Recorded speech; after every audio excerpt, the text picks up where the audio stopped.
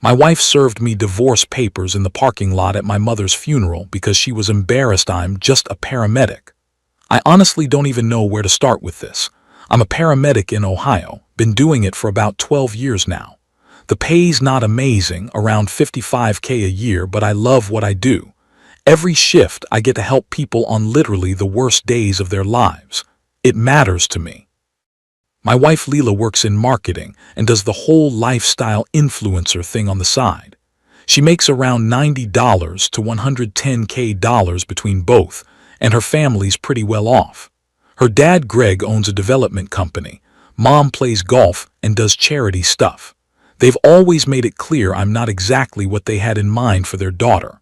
We met about 5 years ago at a hospital fundraiser. She was handling social media for the event. I was there with the EMS team. At that time, she told me she liked that I was passionate about something real instead of just chasing money. We dated for 2 years, got married 3 years ago. Before the wedding, her family insisted on a prenup. Their lawyer drew it up. Basically, everything stays separate. Inheritances go to whoever receives them. Each person keeps what's in their name, and we both waived spousal support unless the marriage lasted over 10 years. I didn't have much to protect anyway, just a small $401K and my beat-up pickup truck, so I signed. A public defender buddy of mine looked it over and said, "Actually, this protects you as much as her. If you ever get some surprise inheritance, she can't touch it." I literally laughed and told him my dad had been gone for 25 years, so yeah, no inheritance coming. The marriage started okay but went downhill fast. Leela became more and more embarrassed about my job, the same one she once called real. Now she'd say things like, "You need to think about your future. You can't drive an ambulance forever." She wanted me to go into hospital administration or medical sales, something that paid more. She was always comparing me to her friends' husbands, doctors, lawyers, tech guys. Family gatherings with her side were brutal. Her dad would ask about my salary and then say, "Well, at least it's stable." Her younger brother would brag about his downtown condo and Tesla while making jokes about my farm truck. About a year ago, she started spending a lot of time with this client named Brandon, a commercial real estate broker. Lots of late dinner meetings, fancy restaurant selfies without me in them. I had my suspicions, but I was working crazy hours and taking care of my mom, so I buried it. My mom Nancy raised me by herself after my dad Ron left when I was 9. He owned a construction company called Mason Construction, just walked away from everything, me, Mom, the whole life on a random Tuesday when he decided he didn't feel like it anymore. Never paid child support, never called. As far as I was concerned, he was dead. Mom worked 3 jobs as a nurse to keep us going. 6 months ago, I suddenly got an email from some law office asking to talk about Ron. I figured it was a scam and ignored it. Mom said he'd called her a few years back wanting to make amends, but she didn't trust it. Then Mom's health got bad, heart failure, in and out of the hospital. I was pulling double shifts to pay for care, trying to be there for her. I wanted to move her in with us, hire a part-time nurse. Leela lost it. She said, "You spend all your time with your mother. What about our marriage?" We fought about it constantly. And ever since then, the comments about my job, my salary, my life choice, my everything only got worse. 3 weeks ago, Mom passed away suddenly. Heart attack. I was completely destroyed. Mom was the only family I had left. The funeral was 2 weeks ago. I gave the eulogy, talked about how she helped everyone even when she had nothing. Leela stood there checking her phone. After the service, everyone went to the funeral luncheon at the hall. I stepped outside to the parking lot because I couldn't breathe. That's when Leela walked up with a middle-aged man, her family's lawyer. Right there in the parking lot, still in my black suit, eyes swollen from crying at my mother's grave, she looked me dead in the eyes and said, "I think this is the best time to do this. Better to rip the Band-Aid off. One less thing for you to worry about." The lawyer handed me a folder, divorce papers, already filled out. He went through it quickly. Asset division per the prenup, no alimony. She keeps the apartment since it's in her name. We split the small savings account 50-50. I actually laughed, like a bitter, broken laugh. I said, "Perfect timing. A funeral and a marriage, very efficient. I signed right there without reading it carefully. I just wanted out of that parking lot, away from her, away from everything. She looked almost surprised that I didn't fight it. She said, "You'll thank me for this later. This is the mature way to end things." I drove home in a daze, slept in my truck in a Walmart parking lot because I couldn't stand to go back to the apartment.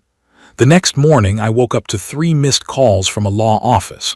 I called back, figuring it was about the divorce or Mom's tiny estate. A lawyer answered. "Mr. Mason, we represent the estate of Ronald Mason. We need to meet with you as soon as possible regarding your inheritance." I sat there in my truck, still in yesterday's funeral clothes, and I didn't know whether to laugh or cry. Read it, my wife just left me, my mom just died, and now the father who abandoned me 25 years ago apparently left me something. I don't even know what to feel right now. Edit. Thank you for all the support. I have a meeting with the lawyer tomorrow morning. I honestly think it's probably just debt or something he left behind. I'll update after I know what this is about. Some of you are saying I shouldn't have signed without a lawyer. You're probably right. But in that moment, standing in a parking lot after burying my mom, with my wife's lawyer explaining how she wanted out, I just wanted it over. The prenup was ironclad anyway. She gets her stuff, I get mine, which is basically nothing. Update 1. Holy shit, Reddit, I met with my father's lawyers this morning. I went in thinking maybe there was a storage unit bill or something I'd have to deal with. I was so wrong. Ron Mason died a month ago from a stroke. I had to sit with that for a second. He was dead. The man I'd spent 25 years hating, the man I'd imagined confronting someday, demanding answers. Gone. And I'd never even known he was sick. It's weird. I didn't feel sad exactly, but I felt something. Like a door closing that I didn't even know was still open. Mom had just died 3 weeks ago. Now both my parents were gone, and I hadn't had a real conversation with either of them in years. One because she was taken too soon, the other because he chose to leave. The lawyer let me sit there quietly for a minute before continuing. Apparently, he'd built Mason Construction into a pretty successful company. They do infrastructure and small commercial developments around the region. Over the last few years of his life, he sold off a lot of assets, but kept controlling shares in the company, plus several plots of land that were in the process of being rezoned for commercial use. His will and trust named me as the sole beneficiary, except for a small amount to charity and a tiny provision for another kid I didn't even know existed, half-sibling somewhere, apparently. The estimated value of everything, $3.05 to $4 million. The company shares, the land, cash reserves, everything. But here's the part that made me sit there in stunned silence for a full minute. Everything was placed in a family trust with very specific language. According to the lawyer, no current or future spouse of yours can be considered a beneficiary of this trust. In the event of divorce, no spouse has any claim to trust assets. The lawyer explained it to me. Your father, after he left your mother, he remarried, had another child. That marriage ended badly. His second wife used the kid to constantly demand more money, threatened to keep him from seeing his child unless he paid up. It left him pretty bitter about relationships and money. He wanted to make sure you'd never be gold-digged the way he felt he was. This trust is locked down tight. I showed him a scan of my prenup that Leela's lawyer had sent over. He actually smiled. This plus your father's trust. It means any ex-wife has exactly zero access to any of this, even if she knew about it. I sat there with so many emotions I couldn't process them. I spent 25 years hating this man for abandoning me, and now he's the reason I'm not getting destroyed in this divorce. The lawyer explained that the trust is designed to generate income while preserving capital. I don't have to do anything immediately. There's a management team running Mason Construction, but if I want to take an active role, the option is there. I drove home, to my shitty little studio apartment I'm renting temporarily, in complete shock. I haven't told Leela about any of this. We're legally separated, just waiting for the court to finalize everything. I hired a financial advisor and we're working on a plan. Here's what I'm thinking. Keep my paramedic job part-time because I actually love it. take some management courses and get more involved with Mason construction, pay off all of Mom's remaining medical bills, live modestly and invest most of it. Leela texted me asking for a timeline on when I'm moving out completely. She wants her boyfriend Brandon to move in. Yeah, she's already made it official. Impatient much. I just replied, sure, happy to be out by the end of the month. Wish you the best. She wrote back something cold about returning the keys on time. And well, besides the inheritance, Leela also doesn't know this. A mutual friend, Mark, has sent me screenshots from a group chat with Leela and her girl boss friends. I'm just going to share a few highlights. Leela, finally free from being married to a poor paramedic who brings home trauma stories every night. I deserve a real man who does commercial real estate. Friend. Phil's gonna be driving that ambulance for the rest of his life. Lol. Leela. He signed immediately, didn't even ask questions. Such a good boy. I'll be single and thriving before Christmas. Reading that I felt nothing. Not anger, not hurt. Just relief that I signed those papers. I wrote back to Mark. Thanks man, I needed to see that, makes everything clearer. Then I got another email from the estate lawyers. Mr. Mason, the city council just approved rezoning for one of the land parcels. The value could potentially double within the next 18 months. Would you like to hold or sell? I'm starting to realize this isn't just some money. This is a whole new life. I don't know if the universe calls this karma or just timing, but I'm glad I signed. I just wish Mom was here. She was the only one who thought Leela was good for me. I'm meeting with a business consultant next week to understand what running Mason construction would actually involve. Part of me wants to honor what my dad built, even though I barely knew him. The other part of me just wants to keep saving lives in the back of an ambulance. Edit, a lot of you are asking if Leela knows yet. She doesn't. As far as she knows, I'm still just her paramedic ex-husband living in a crappy studio. The divorce isn't finalized yet, but we're separated and the prenup governs everything anyway. Update 2. Things have moved fast in the past few weeks. In the local construction industry, news travels. Word got out that Ron Mason passed away and his mystery son took over. The Business Journal ran a piece. Local paramedic inherits construction firm, becomes majority owner of Mason Construction, with a photo of me in a suit at the company office. Leela's dad Greg saw it. For 3 years of marriage, this man barely remembered my name. Now suddenly I get a call. Phil, been too long. Want to grab coffee, talk about opportunities. I met him yesterday. He was trying so hard to be friendly it was almost painful to watch. We're both in the industry now, ex-son-in-law. He laughed uncomfortably. Then he started pitching a joint venture on a new mixed-use development almost immediately. Said they need a solid contractor. Just like his own daughter, impatient much. I kept it professional. I'll have my team review it, but I keep personal and business separate. He didn't like that answer but forced a smile. Meanwhile, Leela started putting pieces together. She was showing properties last week and saw a new site sign. Site prepared by Mason Construction with Phil Mason, managing partner, listed at the bottom. A friend of a friend told me she just froze for a few seconds, then kept walking with her clients like nothing happened. That night she apparently went full detective mode on LinkedIn and Google, found the Business Journal article, photos of me at construction sites, pictures of me shaking hands with developers, including her father. The realization must have hit her like a truck. She divorced the poor paramedic right before he became a multimillionaire. 2 days ago, she showed up at the station while I was on shift. She wanted to talk about closure, like adults. I was exhausted but agreed to step outside for 10 minutes. I'm not happy with how things ended between us, she started. We signed too quickly. Maybe we should try counseling. I just looked at her. You already had 8 months of counseling with Brandon. She tried to look shocked that I knew about the affair but recovered fast. I made mistakes. But I always believed you could be more than a paramedic. And look at you now. I was right. Maybe we could start over. I kept my voice level. Leela, we're divorced. You pushed for it. The prenup and divorce decree are both finalized. We have no legal connection anymore. The prenup is just paperwork. People can modify these things. I actually smiled. You're the one who insisted I sign it.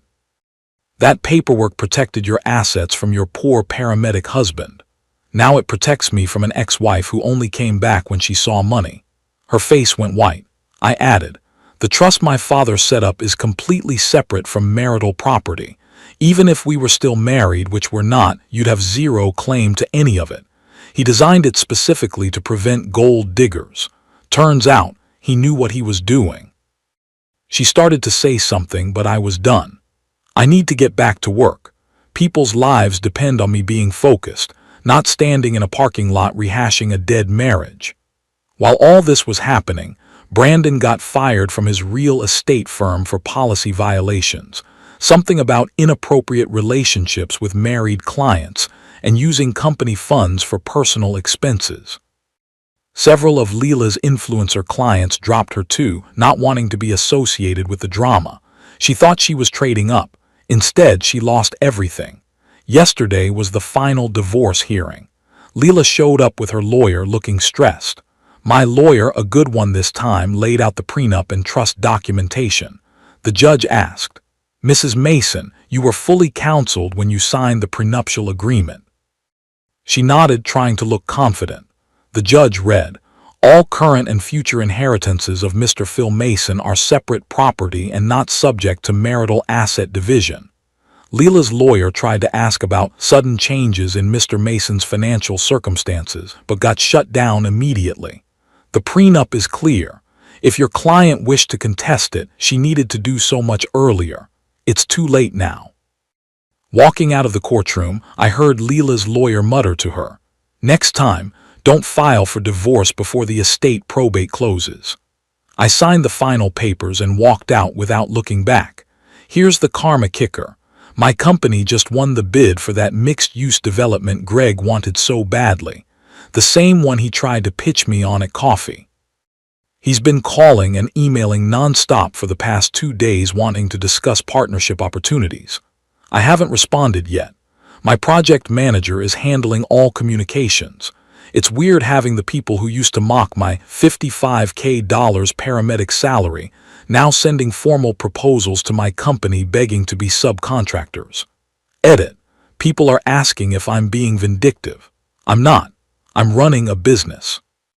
Greg's proposal will be evaluated like any other. If his numbers are competitive and his work is quality, fine. But I'm not giving him preferential treatment because he used to be my father-in-law. Final update. It's been about 9 months since my last update. A lot has changed. I finished a course in construction management and finance. I'm now the managing partner of Mason Construction, but I still work 1 or 2 paramedic shifts a week because honestly, I miss the sound of the sirens. There's something about those calls that keeps me grounded. The company's doing well. We're working on a few projects right now, an affordable housing development and a community center that I'm naming after my mom, the Nancy Mason Community Center. It's going to offer free medical screenings and have meeting space for support groups. That one's personal. I bought a house a few months ago. Nothing crazy, 3 bedrooms, quiet street, decent yard, close enough to the station that I can get there fast if they need coverage. No luxury car, no flashy lifestyle. I just wanted comfortable. And I met someone. Her name's Mia. She's a pediatric nurse at the hospital where I drop off patients. We got to talking one day in the ER about this scared kid we'd both been treating. She asked me out for coffee. I said yes. She knows I have a family business, but not the details. She likes me because I still get excited talking about saving lives and building things that help people. Last week she told me she Googled me and saw the Business Journal article, then laughed and said, I was wondering why you talked about construction sites so much. And that was it. She didn't ask any further questions about my business. Didn't even seem like she cared at all. So Leela. After Brandon dumped her, yeah, he bilayed once she wasn't the successful influencer anymore. Her real estate career tanked pretty hard. The affair drama, the messy divorce, her reputation took a hit. She had to leave the prestigious agency she worked for, and now she's at one of those discount brokerages making a fraction of what she used to earn. She moved back in with her parents to save money. From what I hear through mutual friends, family dinners are rough. Greg blames her for not keeping Phil before he got rich. Her mom's embarrassed because the whole story made its way through their country club crowd. A few weeks ago, I got an email from Leela. Long, rambling. She apologized for the timing of the divorce, for the affair, for looking down on my career. She said she always believed I'd become successful and she's proud of me. She asked if we could meet just for real closure this time. I agreed to meet at a busy coffee shop. Public place, lots of witnesses, safe. She showed up looking tired, cried real tears, told me life hasn't gone how she expected. Said Brandon turned out to be exactly what she accused me of not being, obsessed with money and status, no substance underneath. I was wrong to judge you by your salary, she said, but I want you to know I really did love you once. I kept my voice steady. I believe at some point you had feelings for me. But love that requires constant comparison, that needs to change the other person into who you want them to be, that's not what I need. Then she went for it. If we could go back, if there was no money, no trust, no prenup, would you give us a second chance? I took a breath. If you hadn't forced me to sign a prenup, if you hadn't left me the day I buried my mother to run off with a real estate guy, if you'd stayed with me when I was just a paramedic making $55K, I would have shared everything with you. No lawyers, no paperwork needed, but all of that happened. And more importantly, even if the law allowed it, I don't want my life tied to someone who only came back when I had something to take. I stood up, paid for both coffees, and added one more thing. Actually, I need to thank you. If you and your parents hadn't insisted on that prenup, I might have been forced to split my mother's memory and my father's legacy with someone who only saw me as a stepping stone. You wrote your own karma. She just sat there, broken. But wait, because there's one more piece to this story that I only found out about last week. I was driving past one of our new developments, Mason Ridge Homes, we're calling it. Nice starter homes, good neighborhood, the kind of place I would have dreamed of buying when I was just working the ambulance. I saw someone showing the model home, stopped at a red light, looked closer, and it was Leela, standing in front of a sign that read Mason Construction, building communities with our logo huge across it. A friend in the industry told me what happened. Leela tried to avoid selling any Mason Construction properties because of personal reasons. But inventory's tight in the area right now, and her brokerage keeps assigning them to her. She needs the commission. So now, several times a week, she has to smile, hand out brochures with my company's name on them, post listings on social media with our logo, and tell potential buyers about the excellent craftsmanship and community values of Mason Construction. Every closing she does, my company gets mentioned in the paperwork. Every check she earns has our developments attached to it. I didn't plan this. I'm just building homes and community centers and trying to do good work. If someone finds it painful to see the Mason name everywhere, that's something they have to work through themselves. Last night Mia and I were making dinner at my place. She's teaching me to actually cook instead of living off energy bars between shifts. And she asked if I ever think about how different my life could be if things had gone another way. I told her the truth. My ex filed for divorce at my mother's funeral because she thought it was perfect timing. Turned out it was. That was the day I got my freedom back. Mom used to say that sometimes people dig their own holes and all you can do is stand far enough back that you don't fall in with them. She was right. I'm happy. I'm building things that matter. I'm with someone who likes me for who I am, not what I can provide. And I'm still saving lives, which is all I ever wanted to do in the first place. The Mason name used to represent abandonment to me. Now it represents second chances and building something that actually helps people. That's enough. Edit. Some of you are asking what happened with Greg and the development deal. We did end up hiring his company as a subcontractor for the mixed-use project. His bid was competitive and his work is solid. It's business. He's professional now, I'm professional. We're not family, we're not friends, we're business associates. That's all it needs to be.